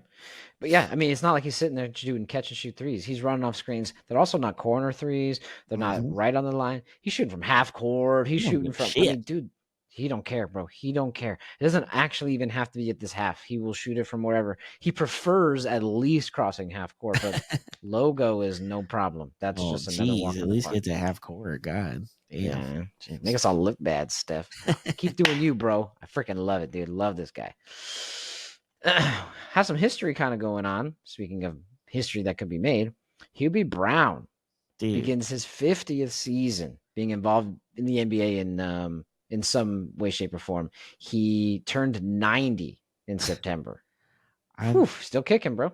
Dude, not only that, he is sharp as ever. Like you listen to him do games as an analyst, and I mean, you would know, you can tell he's old, but you wouldn't think he's 90 the way he's just kind of talking and rambling about his stats. And he's got, I mean, just the fact that he's been around the league in 50 years, starting as an assistant coach back for the Bucks in 1972, that's just like so long. Like when I looked it up, I was like, geez, that's like forever ago. And then he won an ABA title as a coach for the Kentucky Colonels, which I never even knew that was a team until Go Colonels. Like that's where Kentucky Fried Chicken, the Colonel. Oh. It's like all related. It must be. That's crazy. Isn't there a KFC center in the Kentucky? The Yum Center. Yeah, the KFC Yum Center. That's what it's called. But yeah, I mean, 2-time Coach of the Year in 1978 with the Hawks and 2004 with the Grizzlies. Been a broadcaster off and on, depending on when he was coaching or not, since the 80s. Hall of Famer as far as like a contributor to the game. I mean, he's great, man. Like I said, I love listening to him talk and do the games because he has it's almost kind of like Vin Scully a lot, where he just has so many stories and so much knowledge of the game from where I can't even imagine how just watching through his eyes the evolution of the game that he's seen. It's got to be crazy. Dude, right from just like back to the basket, get as close as you can basketball with no 3-point line and all. Like, I mean, dude, he was almost as old as making in the peach baskets, bro. Okay, maybe not that old, but yeah, to your point, he's seen a lot of different versions of basketball. I mean, all really the same principle, obviously, but a lot of different versions that they differ in just my lifetime, let alone his. Right. So pretty cool. Keeping it a little bit more current. Ooh, we're going to run back to a couple more pieces. We talked about some cool highlights from the beginning of the NBA season with Pat Bev and Steph Curry on his pace, but there's a couple lowlights kind of going on as well. The Bucks traded for Dame. They are 4-2. I don't know what happened if they played tonight. Actually, I think they did play tonight, and Giannis got ejected, right? Was that tonight? Or was he did. He got a second tee for a dunk. I guess he was intimidating the guy, but I didn't think it was that bad, but he got thrown out of the game for it. It was not that bad, bro. That was ridiculous. Yeah, they, this whole the trade for Dame was supposed to be like this big thing, and they were gonna be really good. And I thought it would be good for them, but we all know that Dame doesn't play defense and Drew Holiday does. I was like, I'm surprised they didn't try to trade Chris Middleton instead of Right. Drew Holiday. Like have Drew Holiday and Dame at the top, and then Drew can kind of cover for Dame, and you still got Giannis down low with Brook Lopez. I don't understand why the other way around, but Seems smart to regardless, me. they did what they did. But yeah, last season the Bucks were ranked fourth on defense, and now they're. I mean, it's a small sample size again. We're 8 games in or so, but they're 25th. That's a big dramatic change. Now, a It's big part of bad. that could be also it's a new coach. Adrian Griffin came in this year from Toronto, so it's a new system, maybe a little bit too. So could be a little bit of that. So like again, it's a small sample size, but I mean, Dame is playing his career worst defense and is ranked 333rd in individual defensive ratings. How many So freaking people are in the NBA? 334? I Like that's maybe gotta be bad. right? It's got to be like the bottom 2 or 3 people. I mean, I don't know how much. Maybe the guys on the bench they don't count them as they count them as players, even though they don't play. I don't know. It's bad. It's just. Rough. But again, it's a small sample size, new coach, new system. So I don't know how much I want. But again, we know Dame's not a defensive guy. He never has been. So I don't know why that was like a shock, or if they didn't think that that was going to be an issue replacing Drew Holiday, one of the best defensive guards, with a guy who's not very good at defense and never has been. So I mean, yeah, I but don't how do really you know. not It's think kind of that's an weird issue? to look at. Yeah, that's what I'm saying. I mean, I don't know if we talked about this on the podcast, but I know for a fact we talked about it off of it. Dame is only a one-way player. Everybody knows, right? So you traded an all-star two-way guard for an elite superstar One offensive way guard. guard. I mean, I hope they can figure it out because I freaking hate Boston, but I don't know, dude. It's weird. We It's definitely very said weird. that at the beginning because it's as much as you're gaining on offense, I don't think he's exponentially better than Drew Holiday. No. He's just a little better than Drew Holiday and a lot worse on defense. Yep. Kind of And sucks to see it is what it because I is. like But Giannis. yeah, but it is what it is, man. The trade's gone and it's done now, and they got to deal with what it is. Hopefully, they'll have to do some movement before the deadline and probably get some more defensive guys in there at the top or to help on the back end to cover up for Dame's, not so good defense. I'll be nice and say it that way based on the ranking. Yeah. That Harden, also not known for defense, made Yeah. his Clippers debut at Madison Square Garden yesterday. Was it yesterday or the day before? I think it was 2 Monday. days ago. Yeah, Monday. They lost 111-97, so 14-point loss to the Knicks, who are good but not great. Obviously, it's going to take time for them to figure all this out. Of course. I don't know, dude. I'm happy that they got him because I don't want them to do well. What I saw personally from the highlights is their lack of depth because Yep. they've traded all of it away. They have 2 or 3 good players off the bench, and that's about it. And their lack of size. Their 2 tallest players are Ivica Zubac and Mason Plumlee. Oh And yeah. again, they're NBA players. I'm not knocking them as individuals. They've made the NBA, but they're not that great when compared to some of the people that Clippers are gonna have to face, including even Anthony Davis. Yeah. But Absolutely. mostly talking about Jokic. So Yeah, but I not mean, I only don't know what that, they're gonna get do about that. this. They actually had to send Mason Plumlee back to LA during this road trip because he has an MCL issue of some sort and Yeah, they need to see, get further evaluation. So there goes some he's of their already depth. back in LA. They did lose again tonight in Brooklyn, so they have lost the first Good. 2 games on I this mean, road trip darn. in New York. I don't know if Perfect. Terrence Mann came back tonight because I know he was questionable coming back from the ankle issue, but even then, like you talked about, they gave up so much to get Harden, and now if Mason Plumlee is like legit out and having to have surgery for the year, because if it's a knee MCL thing, that's never good with a big man. Then they're really going to be struggling because they don't have a lot of cap space or even other things that they can trade to get something else. They have no assets that anybody's going to want. They gave up all those assets to get Harden, and now they got to like the other thing too is how long does the Russ, Harden, Kawhi, Paul George starting 5 rotation work? Like, is that going to work with Russ off the ball off of Harden? Like, I don't know, man. It's very interesting too because if it doesn't work out, all these guys could be or technically could be free agents at the end of the year, and then the Clippers Yeah, could be moving into this new stadium and have an entire it'd be roster back to the empty and not know Clippers what they're doing. I don't and know. have no possible assets to obtain. They Nope. have 0 They've picks given for the up next draft 6 picks years. like crazy. They've given it all to these guys, and if it doesn't work out and they all opt out and go get money elsewhere, I don't know, man. It's going to be a long, long time for Balmer. But again, we still got to get through the year. But it's not off to a good start with the 2 games that they've lost on this road trip. But again, It's only 8-10 games in, and Harden just got there. So we'll see what happens over the next couple of weeks, and we'll kind of check back on it. Terrence Mann did play today. He Oh. had 19 minutes played. That's it. But 0 for 2 from the field. Both shots were from the 3-point line. 0 points. How many minutes did Russ have? Minutes. 31. Oh no, they can't. Paul George 39, Kawhi Leonard 36, Russell Westbrook 31, James Harden 36. No, they can't. No, Harden's got to. I mean, Russ has got to be off the court more. It's got to be like Man and him almost 24-24 piece. Like they Harden can't play with. I don't understand what they're doing. Whatever, that's their thing, man. I'm not a Clipper fan. It's not my problem. I'm getting all stressed. You're all stressed about it. You're like, you know what? I don't even like that. Do I care? You know what? Good. Do what you gotta do, man. Losing. And you know what? They're starting for Clippers right now. Bombers toilets. So do your thing, guys. That's true, bro. Well, that's where everyone's gonna be going, puking at the obscenity that you put on the freaking court and their new arena. The starting five, well, which is basically the starting four. Zubac didn't take any fives. Went 6 for 26 from 3. Oh, man. With a 2 for 10 and a 1 of 6 and a 1 of 5 and a 2 of 5. Paul George, Kawhi, Russ, Harden. Man, it's bad. Yep. That's not good. So that's not good. But Harden led the team with a minus 15. I'll give him a little break because he's only been there like 4 days, so I'm not going to judge him too hard. But still, as a team, they have to be better than that. And Ty Lue's a good coach. I don't understand. He's going to leave too. I think he's got an option for next year. If it doesn't work out, he's going to bounce, and he's going to be the highest paid coach in the NBA next season. That's what my guess is right now. Harden had 5 turnovers, 5 assists. When they don't need him, Russell Westbrook had 1 turnover, 8 assists.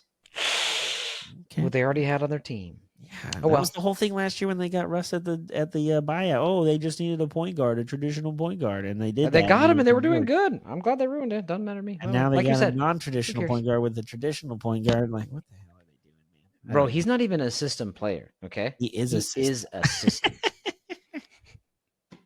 Oh, what a moving on. Champs, bro. Champs are a little banged up. Their number 2 guy, Jamal Murray, has a hamstring strain. It's going to be out at least a month. Oof, rough, but they're good. Yeah, they'll be fine. They won again tonight against the Warriors, too. So they've got Reggie Jackson was there last year for the title run. He knows what they're doing, and he'll fill in just fine as long as Murray's out. And they've got enough depth and young guys there to, like, fill in. And, again, if you're playing with Jokic, all you got to do is just do your thing, and he's going to find you if you're open. So just play ball and don't worry about anything else. They'll be fine. They also, after they played a game the other day, Jokic was, of course, up to the stand and stuff like that. In typical Jokic fashion, bro, I kind of like this guy. He's really soft-spoken, but he's kind of like witty and kind of sarcastic. He goes up to the mic and basically says, okay, guys, I already know everything you're going to ask. So let me just talk. And he just basically kind of answers all the questions that you think you're going to ask me about this person. I think they played really good.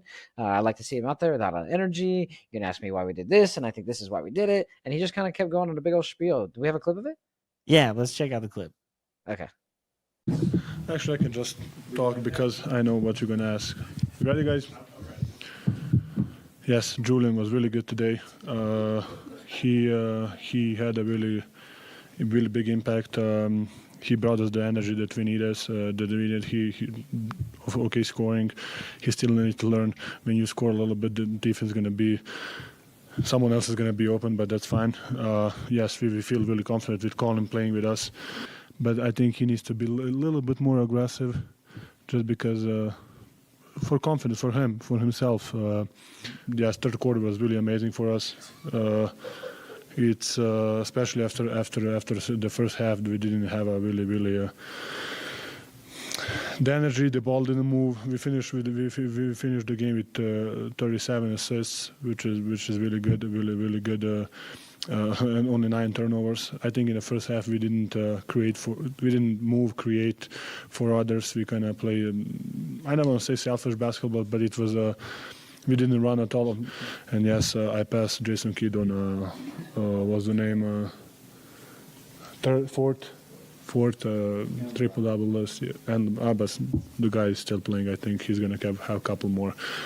Of course, it's some legacy that I'm trying to, that is going to be there when I'm probably stop playing basketball. Is that the end of your podcast? No, I think that's it? We say goodnight? I mean, if you guys have something else. But yeah, man, he's kind of funny, bro. Dude, I kind of love like it, man. It's the same thing last year when he won the title. Like, oh, are you excited? And he's like, yeah. Oh, parade. Parade. I gotta go to parade. Wait, I can't go home? Yeah, he just wants to like play basketball, and as soon as the game's over, he wants to just get dressed in his normal clothes and go home and be a normal human and not worry about basketball. I just think it's awesome and hilarious. Agree.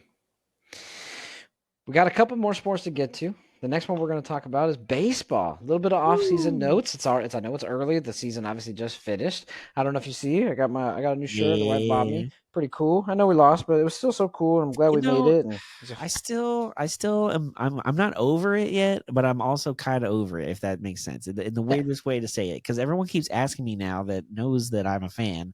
Oh, I'm sorry they lost. Are you okay? I'm like, yeah, I'm fine. Like, I'm not on the team, so I'm not like that sad. It sucks that they lost, but it was fun to go and be a part of it. But at the same time, like, yeah, we're never gonna get there again. Probably that was it. That was the chance. But at the same point, like, I don't have any hate against Texas. Like, I literally hate nobody on that team as a player.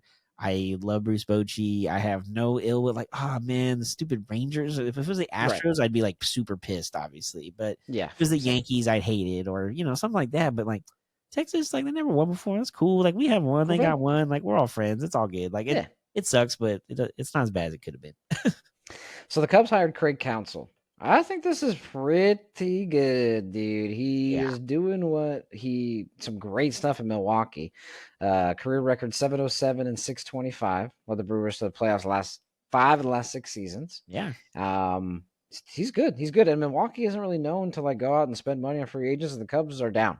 Yes. Ever since they've won the World Series, they still try to field good teams. So I think this is a great hire. I think so too. The weirdest part to me though is that he's now the highest paid manager in baseball at $8 million a year. Like that doesn't really make sense. He hasn't won anything yet. He's been to one NLCS in those 5 playoff appearances you talked about. Which again, I love Craig Counsell. Pay for potential. He helped the D-backs win a World Series. He also won a World Series in Florida as a Marlin back in '97. So I'm a huge fan of him in general, and I'm excited that he went to the Cubs. I thought for sure he was going to go to the Mets, and I was like, eh. But Cubs, I'm excited. Like you said, they're willing to spend money and want to win. There's even rumor now that they might be in the Shohei sweepstakes at the last minute here, so that could make things interesting there. They do have, I think, Suzuki right over there right now, so there's probably a connection there to kind of help get him in there. I don't know. I'm excited, but I'm just weirded out about him being the top paid manager when he hasn't even been in a World Series as a manager, but let alone one. Paying for potential. True. Sets the record. Sets the market, I mean. Yeah. One of those guys that you did mention, the Mets, did make a hire. Hired Carlos Mendoza to be the new skipper. And the Angels hired Ron Washington. What you think about Mendoza? Well, I don't know much about him. I know he's been on the coaching staff since 18, and he's been the bench coach for the last 4 or 5 years. I guess for the Yankees, right? For the Yankees, right? For the Yankees, yeah. I guess for the last, if you think about it, though, Aaron Boone's been thrown out the most in baseball the last like 5 or 6 years. So I guess he's probably done a lot of managing, if you think about it. Maybe not full games, but at least some partial games. So. But I don't know much about him. He was a minor league player, never made it to the majors. So he's obviously a baseball guy if he's stuck around this long to be a coach. But I don't know much about him, and it's kind of weird. I figured the Mets, with all the money they have, they would spend and get like a big name. So the fact that they didn't, it makes it a little interesting for me. Yeah. The Ron Washington hire for the Angels, I was shocked when that happened today. I'm excited for that. I love Ron Washington. I always enjoyed watching him coach, especially when he was in Texas when they were winning, and he was always like in the dugout doing this when they're running around third or whatever, his little dance thing. So yeah, I'm excited. I don't know. The Angels actually did something good. Like I thought they were going to hire Buck Showalter, who's like, he's good, but he's so old school, and I'm kind of over him as a coach at this point. I like him better as an analyst, and I feel like Ron Washington had a good run in Texas, and then had some off the field issues that kind of took him away from there at the end of his run, and then he's kind of done his thing and gotten back now as the third base coach for the Braves the last few years. I don't know. I'm excited for them, but it's going to be more of like who's going to be in charge of the new era of Angels baseball, because we all assume that Shohei's not going to be there anymore. right? Yeah, exactly. I like this pickup for sure. I don't know really much about Carlos Mendoza, nor do I care about the Mets. Yep. But always big to see. I'm surprised though, to your point, that I don't know more about the Mets' new hire. I could have swore they were going to swing for the fences like they always do. They spent the Yep. most money in baseball last year on their players. Why not spend the most money on your manager too? Just money grows on trees. Just throw it everywhere. Who cares? Um, but the Angels hire, I really do like. I'll be honest, man. I mean this in the nicest way possible. I thought Ron Washington passed away. Oh Um, shit. I'm glad he's still with us. Thank you. And I'm glad the Angels picked him up to manage. But I have obviously zero expectations for this team, so I guess we'll just kind of see where it goes. And it's not zero expectations because of Ron Washington. It has No, it's zero to because do it's with the him. Angels. Actually, it's just it's the Angels in general. They're not getting Shohei back. I don't care what anybody says. And Mike Trout's basically their best player, and Anthony Rendon's taking all their money to go sit on the bench. So Oy, it's what a super waste. fun in Anaheim right now. But we'll see. I hope Ron can do well because I'm rooting for him. I like him as a person. It seems again I don't know him, but from what I Yeah. do know, yeah, should be cool. Oh, man, that's so bad. Sorry, Ron. I don't mean it in a rude way.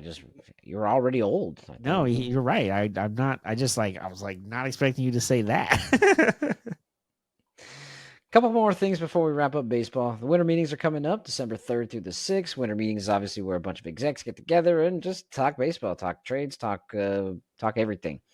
Couple highlights that we've already heard. You heard some stuff about Juan Soto. I know that they signed a big contract and didn't do much last year. Are they thinking about moving him?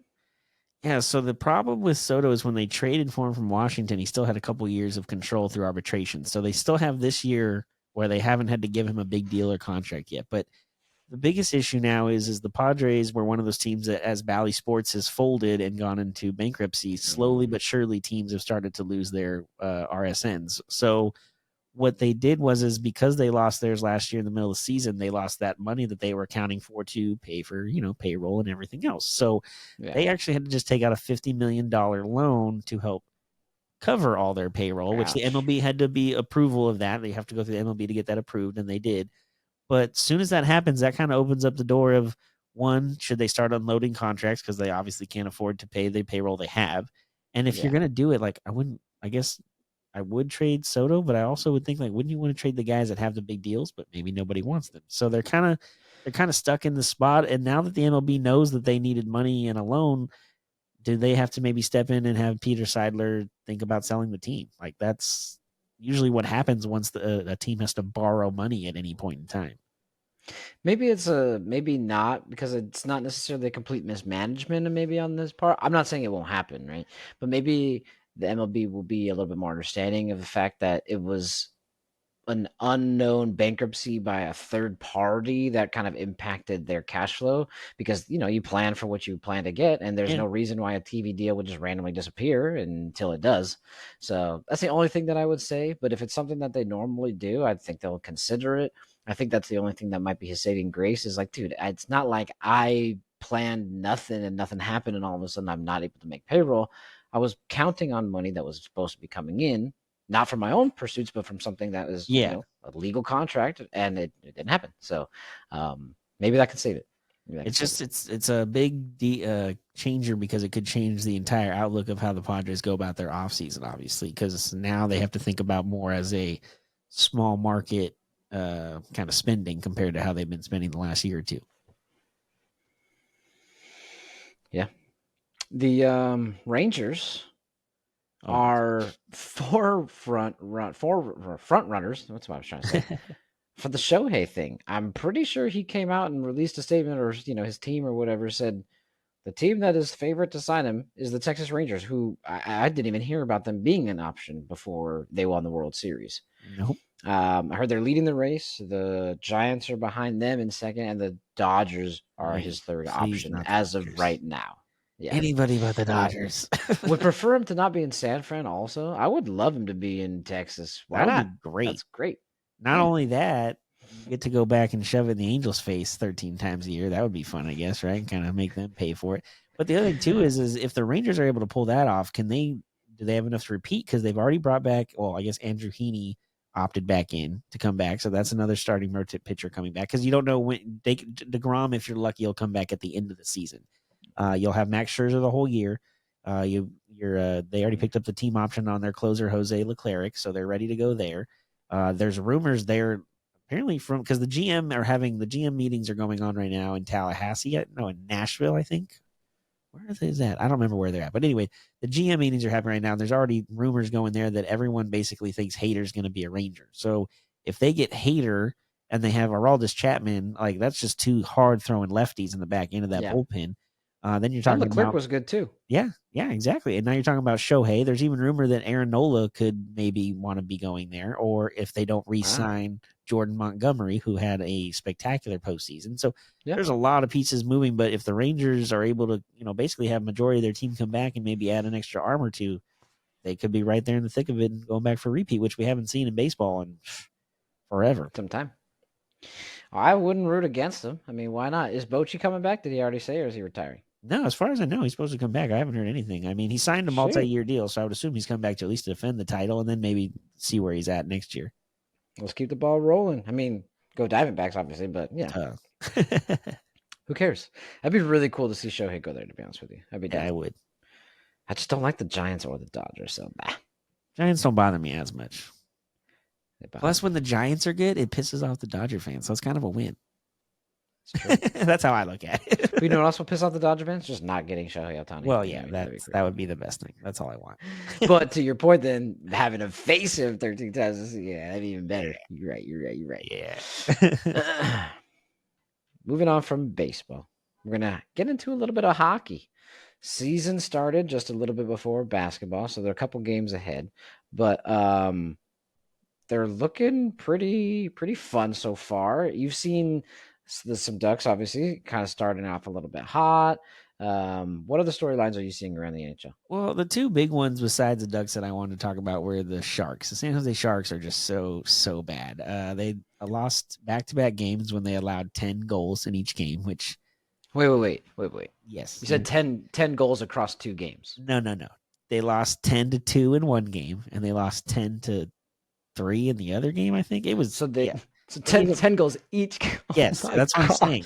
They're that bad. Now, I knew that we were going to be bad because when they hired their new GM, Mike Greer, a few years ago, the whole thing was they were going to tear it down, which was part of the reason they traded the defenseman Erik Karlsson in the offseason to Pittsburgh, because they got more assets and got younger and are trying to rebuild this franchise from the ground up. So tearing it down is part of it, but they just don't. I mean, they're 1-10-1 through 12 games. They look terrible. I know there was a players only meeting, or a team meeting or closed doors meeting where the GM went in there and talked to them and told them he'll try to upgrade the roster, but only if it fits with the long-term plan. But at the same point, you guys can't keep playing like this. If I have to get some of you guys out of here to get a better product or better, at least competing team on the ice, I will. But in the long run, I think that's what they're trying to do, is trying to lose and try to get those draft picks and rebuild the franchise. But it's just they're so bad, historically bad after this amount of games. I thought it was something we had to at least talk about and mention because it is really bad. Well, they are doing a good job. Right now they're tied for the worst start in NHL season with 3 points after 12 games. And they actually have won one, right? They're 1-10-1, one overtime loss. Yeah. That's not good. That's trash, bro. That's trash. And the other bad one, which is I feel bad for the Oilers in a sense because they're kind of wasting McDavid and Draisaitl's prime right now. They signed goalie Jack Campbell, not this past offseason, the offseason before, to a 5-year, $25 million deal. He had a really good run in Toronto for 2.5 years, and they thought all right, this is the answer. Well, he's going to take Mike Smith, who we were just in the Western Conference Finals with and retired. He's a much younger, better player, and he has just been terrible in the year and a half he's been there. He went 21-9-4 last year for them, but part of the reason that he had that record is because the Oilers had the 5th ranked offense in all of hockey. And if they didn't, right now, they're 28th or 29th, I think, and it's showing he's 1-4 to start the year. It's not good. His goal average when he was 21-9-4 was 3.4. That's way too many goals to be having that kind of record. That just shows you how good that Oilers offense was during. Yeah, they were just scoring 4 or 5 goals a game. Exactly. So it helps when you have an offense like that. And now that they don't, this offense has finally had a kink in it, I guess, or just hasn't had their flow they normally do. And so they cut him. They just DFA'd him basically and made him go away. And I just Oilers were so good and had an opportunity to make a Stanley Cup run, and now I feel like they're going to have to, like, the cap in NHL is no joke, man. It's a hard cap. You cannot be. I think I sent you that thing a couple weeks ago or a week ago where it said the Boston Someone was like Bruins was like, $80 over or something. yeah, like $80 short of the tax threshold. Like it's that, like, you can't be $1 over in the NHL. So for them to just cut bait on a 5-year, $25 million deal and have to eat that on the cap, that tells you how bad he was really doing. So I don't know. The Oilers better do something or figure it out, because otherwise they're going to waste McDavid. It'll kind of be like Trout in Anaheim. That sucks. That sucks for the players for sure. Well, the Oilers are currently only have 5 points, so they're not really doing that much better than the Sharks, but they're in second to last place, where the Sharks are the worst. Oh, but think get this. They play each other on Thursday. Oh, perfect. Well, So somebody if you're looking imagine for they a just tie. really good game to watch of hockey on Thursday, Oilers Sharks. I'm just gonna have a.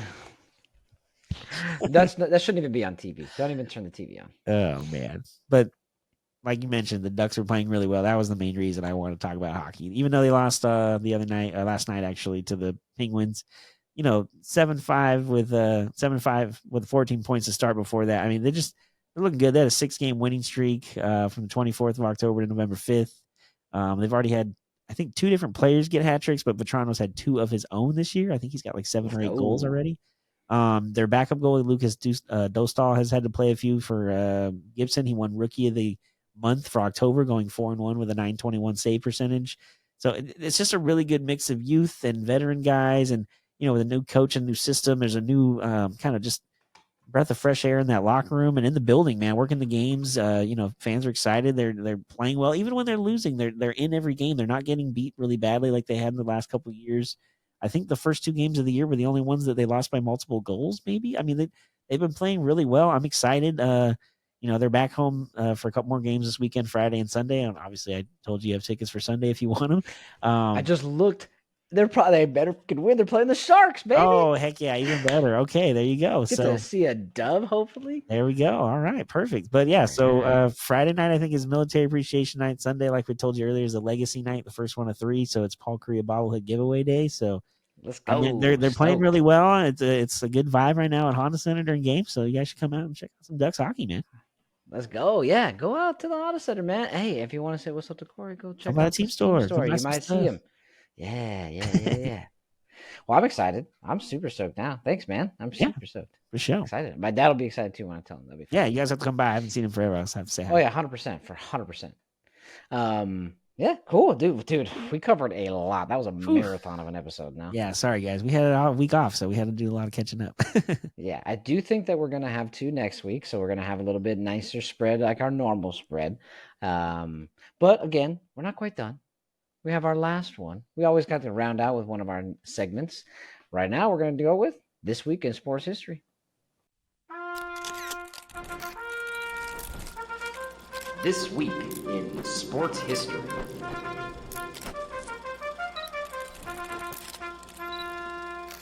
So this week in sports history, on November 7, 1991, basketball legend Earvin Magic Johnson stunned the world by announcing his sudden retirement from the Los Angeles Lakers after testing positive for HIV, the virus that causes AIDS.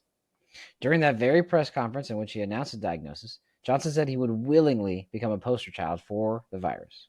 Today, Johnson is a prominent spokesman for AIDS awareness and a successful businessman, earning millions from a range of ventures, including movie theaters and restaurants and sports teams.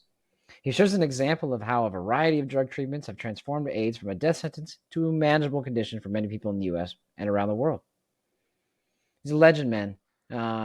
It's crazy because at the time, right, there was a lot of the fear, and what we know about the virus is as long as he wasn't bleeding all over everybody, he could have continued to play.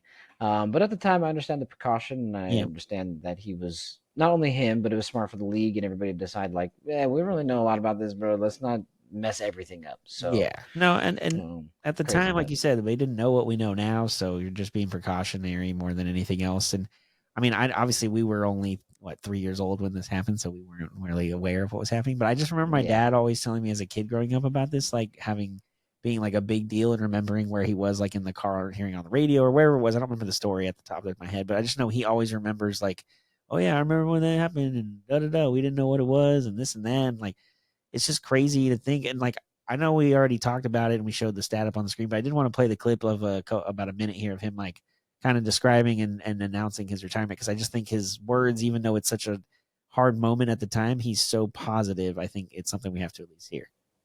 First of all, let me say good after late afternoon. Because of the HIV virus that I have attained, I will have to retire from the Lakers today. I just want to make clear, first of all, that I do not have the AIDS disease, because I know a lot of you want to know that, but HIV virus. My wife is fine. She's negative, so no problem with her. I plan on going on, living for a long time, bugging you guys like I've always have. So you'll see me around. I plan on being with the Lakers in the league. Hopefully David will have me for a while. And going on with my life. Like I said, man, just hearing him try to like make a positive spin out of not such a positive moment, at least, especially at that time, not knowing as much as we did about it now. I don't know. It's just crazy to, in that moment, to be that happy. But like you said, he's always been just like a so happy-go-lucky, smiling all the time guy. He's always looking for the best outcome. So I guess that's just a good way to live your life, man, honestly, because there's a lot of negativity in the world. So being able to kind of, just be happy about things, and, that big old beautiful smile that he got brings a lot of smile to other people's faces too. So it's cool to see. I'm glad he's doing well and succeeding now after life after sports. He's doing great. He's doing just life after fine. playing sports. He's still in sports. Yeah, that's what I meant. Yeah. That's what I meant. But that was pretty good, man. I like this one. Nice, like I said, nice long one, but I think it was still good. Yeah, well, we cut down this week in sports history to one thing, so that way we cut off a little bit of time. There you go. Yeah. If you want to know, we have a bunch of different ones. We got facts that we do. We're on Mondays. We got sports histories that we do. Where can they find a little bit more of those, man? Always remember, you can find us on Spotify, Apple Podcasts, and YouTube by searching Our View from the Bench. Don't forget to also follow us on Twitter and Instagram at OurViewFTB. How's the rest of your week looking, man? No, I'm trying to think here. I'm working a concert tomorrow, reunion tour. I have no idea who or what that is. I just know I have to be there for it. Reuniting. And then there's a Ducks game Friday, which is why we're not recording this weekend as well. And then I've got another Ducks game on Sunday. So just a lot of Ducks stuff right now. They're on a homestand. Also working on stuff for like Black Friday sales and things like that. So just a lot of crazy stuff at work, getting ready for that. But other than that, just ready, looking forward to the next episode. What about you, man? Nothing. Work for the rest of the week. Don't have much planned, I don't believe. Just hanging out with my dad a little bit. He's up from down south, so hanging out. And yeah, apparently I'm going to a Ducks game on Sunday, so that'll be fun. Excited for that for sure. Haven't been to one all season. Well, it's a short season so far, but I haven't been to one this season. Yeah, it's actually been a minute since I've been there. Well, I'm giving you a warning now. The parking lot's all screwed up, so make sure you are ready to walk around the gate. Okay. Should I park in that same spot that lot where we always park, or is there better parking? If you always park on that big lot in the back, get off at Ball Road. Don't even bother getting off at Catella. Go the back way, because it's all messed up on the other side. That's what I'll do. I do that. I'd like going that way anyways, for sure. All right, then you'll be good. Sweet. Well, we ain't got much else, man. I appreciate everybody hanging out. Thank you for seeing things from our view from the bench. I'm Brendan. And I'm Corey. Like we always say, enjoy the sports until we talk again. Peace.